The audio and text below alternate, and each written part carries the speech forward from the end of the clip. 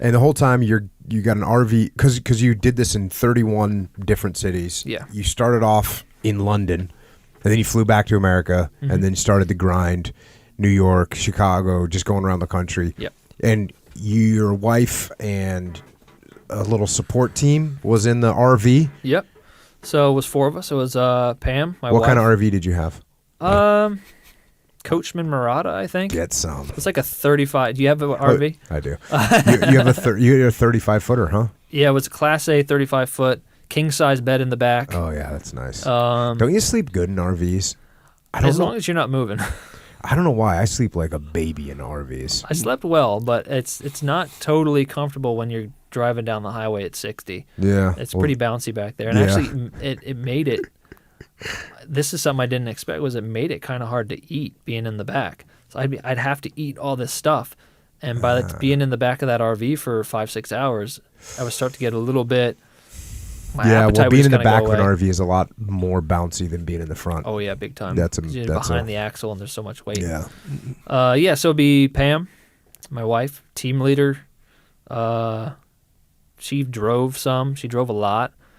I wasn't really in charge of the. You were just run. The day to day. Yeah, my job was be quiet and run. Yeah, exactly. Well, run when I needed to run. When I needed to do interviews, run my mouth. Oh. Do that, and then that was it pretty much. And then, but Pam, she was doing everything.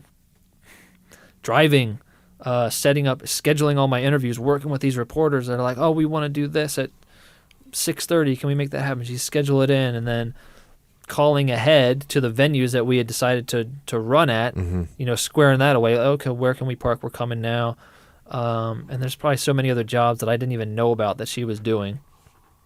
And then, it's taken on a boatload of stress for her. And then my mom she'd be kind of Pam's assistant. She'd be in charge of kind of keeping me fed and hydrated during when I was running, making sure I didn't need anything. And then afterwards, she would make my meals.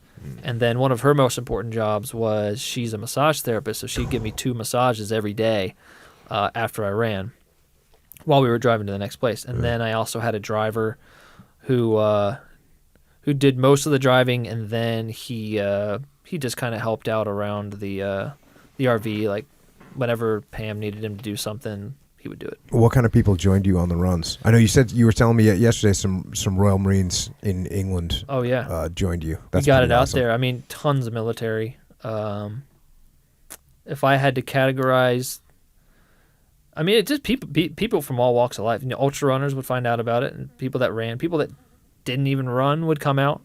A lot of military. I would say 50% of the people though that came out, I would say. How'd you hear about this? They say Jocko Podcast.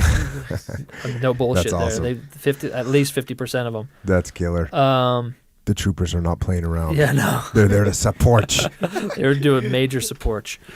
And then, should be a lot of guys that I deployed with came out and supported. A lot of cops, a lot of fire departments. But there really wasn't one niche. It was just. Even kids would come out. Yeah, kids would come out. People with their parents. Whole families would come out for the day and run. It was awesome. I had kids that ran their first ever marathon with me. That's awesome. And a lot of people they'd be running their first marathon. And then I had one lady. She's like, "Well, I'm running a marathon next week, but I'm going to run one with you." And she PB'd, and so it'd be all sorts of people. I'd come out of the RV in the morning, and there'd just be people that have been waiting there for me to come out, and no matter what, and it didn't matter. What time in the morning would you start running? I would usually start around 7, unless I had some kind of big interview. Like I had a Fox and Friends interview when I was in New York, so I started at 7:30 or 8. But I would try and be pretty religious about starting at 7, and then people would be out there. It didn't matter if it was 20 degrees in Denver, they'd be out there. If it was raining, they'd be out there. It was awesome. That is awesome.